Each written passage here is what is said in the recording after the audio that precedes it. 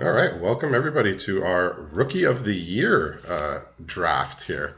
Caleb's joining me, and we are watching our top rookies. So the best new player in each league over the past year. We got seven of them here, and the winner gets a spot in our Player of the Year tournament. Thank you, Richard. It's great to be here. I'm so excited to see this event. Many leagues ago, when I first invented the Rookie of the League title because I needed something to promote my stat sheet, I had no idea that it would ever lead to something that mattered, but I'm so excited that it has. And here we are. Yeah, so if you are watching this and wondering where are the uncommons and rares, I mean, there are cards with uncommon symbols on them, but this is a Pauper cube. So I think the league committee decided that they wanted to make a cube built out of cards that were on Arena that had appeared in a Masters set or Horizon set in paper. So they called it like Arena Masters. And then they sort of put it out there if anybody had an idea of a cube to build from those cards, and I decided to pick up the ball and say let's do Pauper. So basically all of these cards have been printed at common at some point in a Masters set or a Horizon set. So some of them only appear at uncommon on Arena, so you'll see them with uncommon symbols here, but they're all commons. And I find that very interesting because I have a Pauper cube myself, like in paper, and I'm always interested to see how people pick because there's no rares or uncommons to guide you. It's kind of just like, what do I feel like doing? So we saw that our feature drafter Phillip took a mob first picks or removal spell with Convoke. So is there anything that catches your eye in this pack here? I mean, if you're looking for just straight value, which in my experience is what dominates in a pauper environment, is just anything that two for ones, I would be really looking at that shipwreck dowser here. Yeah, that's the one that Um, caught my attention too. But looks like he wants to go aggressive here with the Skophos Reaver. So that's a 3 mana 2/3 that attacks as a 4/3 and it has madness, I believe. So if you so can, Madness seems like it might be a touch tricky to enable in this format. Um, when you put the cube together, were there what sort of process did you follow, Richard? Were there archetypes you were trying to build towards? yeah. So as much as I'd like to say I carefully curated this and the archetypes are very very well defined, I kind of took everything that was available. So everything that fit the criteria. So at common, anything that was printed in a master set, and I kind of just took out the worst 40 or so cards, and we have a cube out of it. So I can't say there's definitely defined archetypes. Anything that looks like it might require setup, it may not work. Though things like Cryptic Serpent and Augur of Bolas that are in this pack, like you could fill your deck with enough instants and sorceries. There are enough of them, but you're probably looking for more generic cards. And Bone Picker is a really good one. So looks like you Yeah, went the with that. upside on Bone Picker of just being able to cast some sort of bone splinters effect and then tempo out Oh yeah. this 3/2 flyer is really high. And the floor is just a perfectly fine creature. Like a Snapping Drake with Death Touch is a card you're going to put in your deck now a lot of the time. And I'm just seeing in this pack a card which feels to me like a power outlier here. Are you seeing what I'm seeing, Richard? Is it my buddy the Phyrexian Rager? Well, no, I was looking at the Bone Splitter. But Oh, Phyrexian Rager, a perfectly reasonable choice here, especially if you're in red as well. But Bone Splitter, notably, was too strong in the format where it was first printed because they were still kind of trying to dial in how good equipment were. Just +2/+0 for equip one in any deck that has an abundance of small creatures is enough to make them each a relevant threat. yeah. So you get to these games where they just keep bone splintering their idiots, and you have to trade down to avoid dying after a while. Honestly, But for I like all of his picks so far. The Reaver, I mean, maybe I probably would have gone with something else, but the black cards I like. Like whenever I do Pauper Cube in person, I kind of wish that everybody could just take a picture of their first pack and then like talk about it after, like why they took their first pick, because there's no like right or wrong picks almost. Like everything's viable. It's just so interesting. There's like a few cards. There's like maybe like five cards in this cube that I would say are just like slam dunk first picks. Like if you open like a Muldrift or Lightning Bolt, Battle Screech, something like that, that's just so far and away better than everything else. Now a Burden Aerialist, so I'm not like I don't know Philip very well, so I don't know his tendencies of what he likes. But that's a card that just sort of came out of nowhere to me. But so it's a 3 mana 3/1 that comes with a treasure. So Yeah, pretty interesting effectively, card. effectively a 2 mana 3/1 that fixes you. You just can't cast it on turn two. Um, that treasure in like one thing these pauper decks will not have very much of um, are multicolored cards or cards with intense pip requirements. Like they try to keep those out of common nowadays. Yeah, and there's just not a lot of cards worth splashing in this cube, I would say. Well, that's sort of what I was getting to is that you might wind up more rewarded for finding just an open two-color lane than you Yes. would for taking premium fixing and splashing the power outliers, because there aren't that many power outliers. So you took a divest, which is like a thought seize effect, we call it. It only grabs a creature or an artifact, but it is 1 mana, so it's as Hilariously cheap as it gets. enough, about like 2 days ago, Sawyer actually cast this against me, and I had a hand of 5 cards in like the constructed brawl league. Oh, It's just I was playing Balmor like spells deck, so you didn't and grab he anything. whipped. I had a full hand. It was he then won the game. So All right. Well, not all. if he's looking to get his madness on, he took the Olivia's Dragoon. I might have Yeah, been tempted by the mini Rager there, the Dusk Legion Zealot, but Olivia's Dragoon quite good in its format in Innistrad. We'll see. We'll see if yeah. he can. I don't know if there's enough madness cards or discard synergies, but I mean, it's a 2 mana 2/2. He wants to keep black. It's a good pick. I like his spot as far as colors go. Like being primarily one color with a couple, options based on what you open in subsequent packs is a good place to be. Yeah, Unfortunately for him, it does sort of look like the cards that he's seeing. That pack was very green white heavy. This pack has a huge there's number a of bunch of lands. lands. Yeah. And then Funnel Web Recluse, I think, is actually quite a good card. Is that the one that investigates if it If a has more? creature died, Yeah, so it's like a mammoth spider, 5 mana 3/5 reach, and you get a clue if something died. card is surprisingly good, I would say. Yeah, To me, this is an indicator that, like, if I were drafting this, I'd be looking at, how can I go like green, black, or white, black as my second color here. yeah. It looks like Terramorphic Expanse is probably the safest pick here. Gets some more fixing. I mean, something like Salivating Gremlins. Like I said, a lot of these cards are just sort of here. There, you're not going to be getting a lot of. Not going to be getting too many artifacts coming into play. I mean, it's there are artifacts, but they're not plentiful. Same with this Lancer Sliver here. So yeah, there are a few duds, but most of the cards here are going to be just fine and going to see play. He did take the Sliver there. It is a 2/2 first strike for 3, so not too bad. Reckless Worm is another card like 5 mana 4/4 That's trample playable. If you can discard it, it's busted. the trouble he might be running into though is that Olivia's Dragoon, like you really wanted your Madness enabler to draw you a card, right? Enabler's Dragoon, it'll tempo out your Madness cards faster, and you can maybe kill them. But I feel like in this format where you don't have the critical mass, you would probably want like the Thrill of Possibility type effects, where the Madness is effectively getting you an extra card Yeah. from a card you had to discard. And like for me, that was a really late supply runners that he didn't take. 5 mana 2/2. When it enters, it puts a counter on each other creature you control. So if you build out a board, that's just an anthem. If you time it right, it's not quite a Ridge Scale Tusker, which was a green card at uncommon that was a 5/5 that had the same text. But I'm not sure I've ever seen this card in my life before, but you're right, it does seem pretty decent. it was an uncommon in Jumpstart. And then I was gonna say, thanks to this new Commander Masters set, Commander Masters introduced about 20 cards into this cube that weren't there when I put it together. So we can thank Commander Masters for weeding out sort of the very very worst cards in this cube and allowing for cards like just in this pack Legion Vanguard, Dwarven Hammer, Sunblade Angel.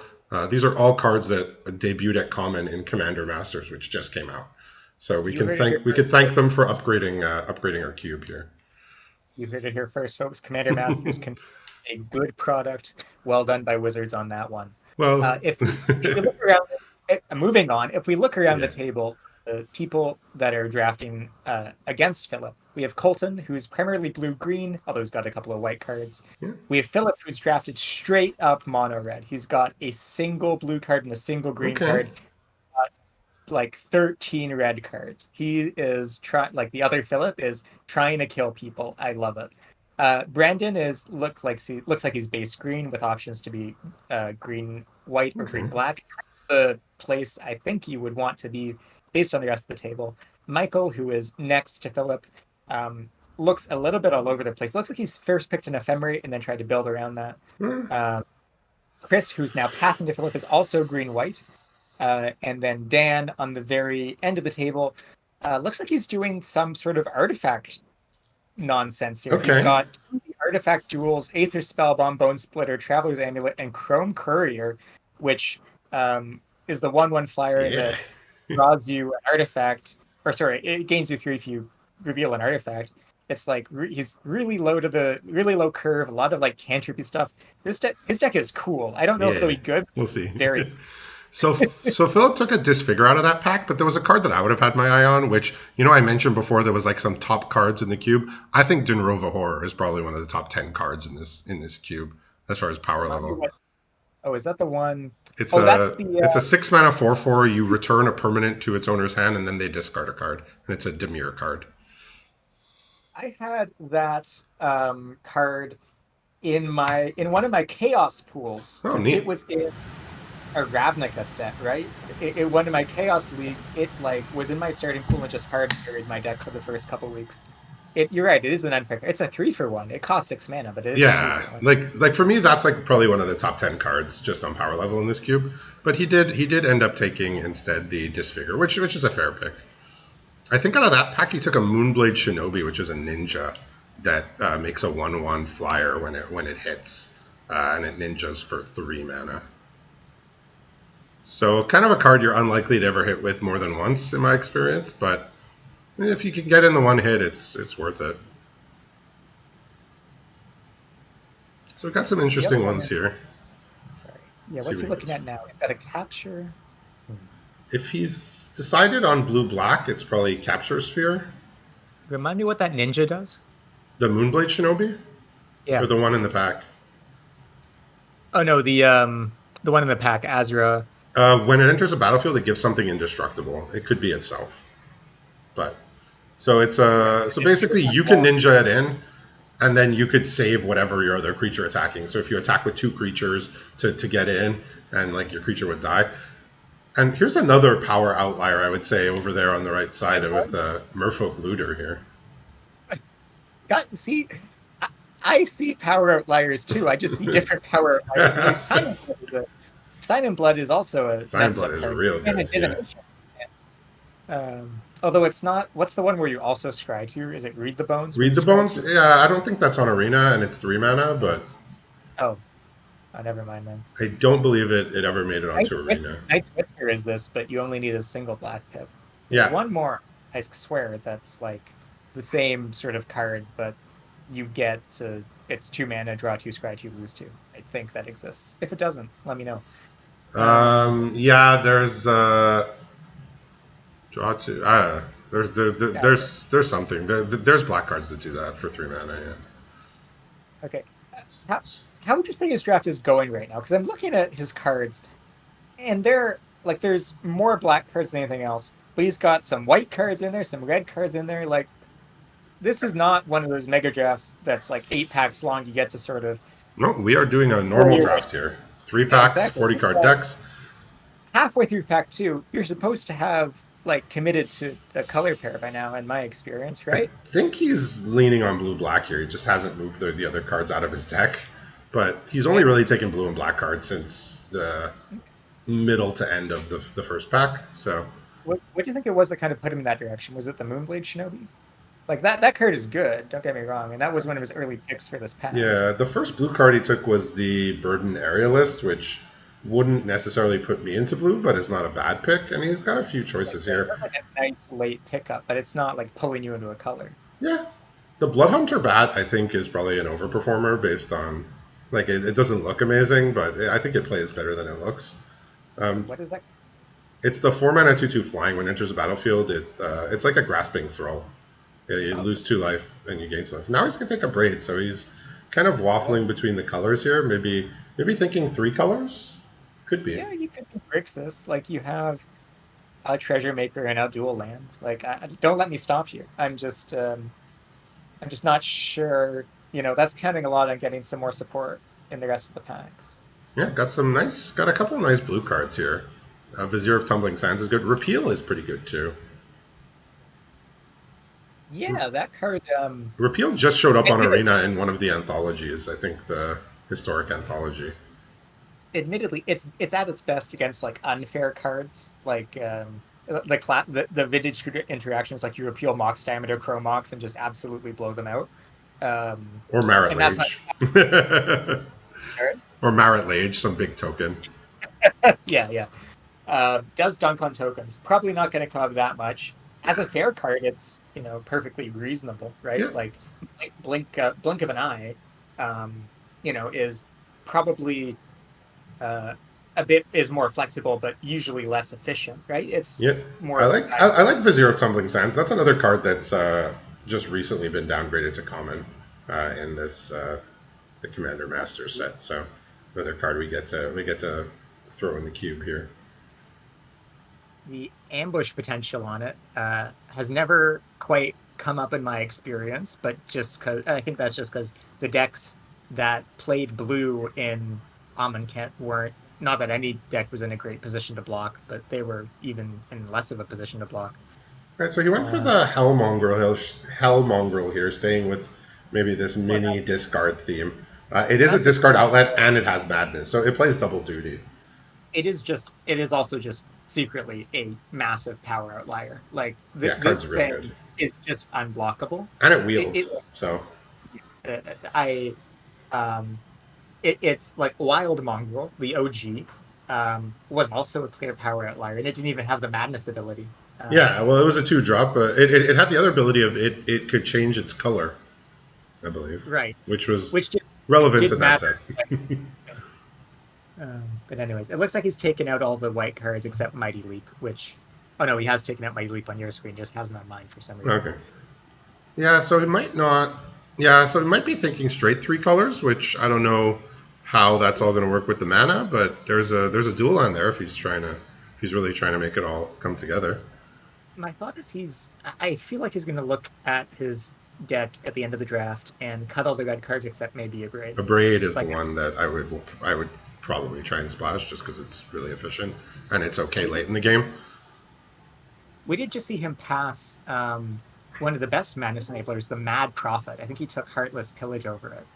And that seems Mad Prophet being, 4 mana 2/2 haste, but it has tapped to Rummage. Yeah, it gives you the card So there. I think he just took that spider impersonator, the shapeshifter, out of the draft. Just doesn't want to deal with it.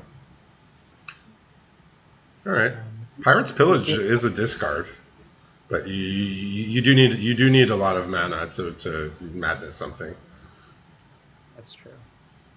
Dwarven Hammer. See, that's a card I'm surprised to see last pick. That's like that card is a premium performer.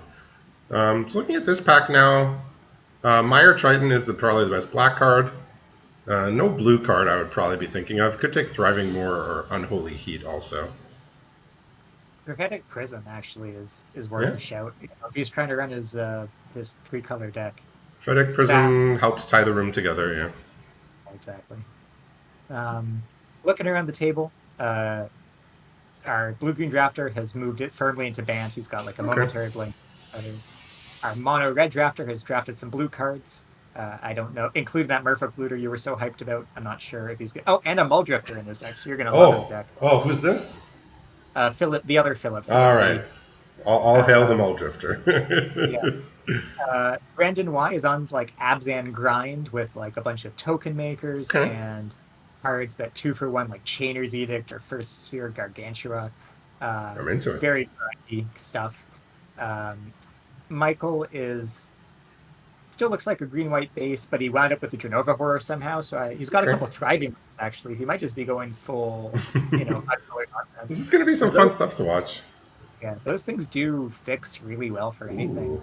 Ooh. Uh, Chris S. Stems is base green white with a couple black cards in his deck, like a Gravedigger and some removal spells, which he might play, he might not. We'll see. And then Dan, he doesn't look like he saw that many artifacts this. No, no, He's shame. just drafted some good white cards like Battle Screech, another clear power outlier, and Yeah, Sunblade Angel. Like, yeah, this deck, there's some cool decks that we're gonna hopefully get to watch play. yeah. What's interesting is that like I personally don't know a lot about a lot of these players' play styles, like because they just haven't been with us for so long. Like a lot of the time in the top eight in the mega drafts, like we know what players' preferences are. We sort of know players' play styles. Here, it's like it's almost like it's all new to us because these are players that are some of them are literally just played in one or two leagues so far. So really really interesting combination here. We got a Doomblade here over maybe some fixing, but Doomblade just very very efficient. 2 mana, destroy a non-black creature. Yeah, Yeah, absolutely. can't get more efficient than that. Here, best blue card is Silent Departure. That's would be of interest. Maybe he wants I, the Brimstone Volley or the dual land here. Let's see. I think you got to be on the dual land. At this point, you're committed enough to Grixis. I think you got to commit to the bit and take your Swiftwater Cliffs. Yeah, his blue seems strikes me as very cuttable at this point. Mm, yeah, maybe. I mean, you spent all of pack 2 picking blue cards. I'm not sure. Like, you're right. Like, you might be right objectively. I just think I would struggle to make that choice myself because it would mean admitting I was wrong, and I've never been great at that. Well, I'm wrong plenty. So let's. I mean, if he takes this card, wow. Okay, I think this is sort of him pivoting, maybe not pivoting, but sort of finally deciding exactly what he wants to do with that Fireblade Artist because there was a lot of good cards to pick from, and he chose a very specific card, sacrifice. Can let you sacrifice stuff. So now a follow up to that could be this Beetleback Chief. It's 3 bodies. Oh, you would want to take so badly the Beatback Chief to put it in your Vermin Gorger deck, but sadly, you cannot take both cards from this pack unless in paper you're kind of good at like sleight of hand stuff. Well, Um, in my Pauper Cube, there is the Cogwork Librarian, which allows you to take 2 cards from a pack if you've in like your previously drafted it. in your But paper popper, you mean? exactly, yeah. Not in this cube. We don't have our conspiracy cards, but that's always a fun Yeah, one. I shudder to think what will be involved from like the dev side if the guy that makes this wonderful website were to try to implement support for the Face conspiracy draft. cards you draft face up, yeah. Yeah. So he did take the Vermin Gorger there rather than the card that makes the bodies, and now there's another sacrifice card here, the Blood Aspirant, which again is another card that just got downgraded to common and joined this cube. So the best cards here are the blue cards, like either Sift if you think this is going to be a slower format, or Frostlinks if you think you're going to be a faster deck, are just I think a notch better than Blood Aspirant. Like Blood Aspirant always felt a bit, Yeah, it's clunky. it, yeah, exactly. It was kind of missing uh, like the juice wasn't quite worth all the It, effort it you put in. takes a while to get going. Frostlinks just does the thing and does it without question. I mean, terminal Here, terminal agony seems like a oh, good yeah, a if you're good a pick. madness deck, that's a madness I card. mean, also just 4 mana to destroy a creature, completely respectable. I mean, not nothing Yeah. nothing to write home about, but you'll play it and you'll be happy about it. This is one of those situations where I think he would take this whole pack over the rest of the draft if he could, because there's also like Lightning Axe, which is a classic madness enabler. Oh yeah, There's a bunch of good blue cards and like very few dead cards in this pack, and he's gonna be yeah. sad if he can't. Wind Rider Wizard. That's another card that just recently Yeah, got put to common. Very very strong. Skeleton Archer never bad, right? Even the Always. Borderland Marauder. It's an aggressive card, but it does its job. But yeah, he went with the removal here. And now there's multiple fixers in this pack. I assume he's going to take one of them here, whether it's Evolving Wilds, Wayfarer's Bauble, or the Alloy Mirror, because there's This is nothing for his color. like an interesting bit of you know revelation as to what type of player you are. I think Evolving Wilds is the correct pick. Yeah, I would Uh, probably go for Evolving Wilds. Wayfarer So Bobble is fine if you're skipping turn 2 in a lot of games, but this deck doesn't look like it's doing that. And Alloy Mirror is like the most if you're trying to go big and you don't think your opponents are going to have good interaction, then you go Alloy Mirror. But I think Evolve and Wild's the safest approach. So all of the blue cards that were in originally in this pack are still in it. So I don't know if that's I don't I know. never I don't know noticed. if he picked up on that or if that's if that's something to take note of. But also the prophetic prism came back. Yeah, But it looks like he was looking at Mark of the Vampire here, which is an that aura that gives +2/+2 lifelink.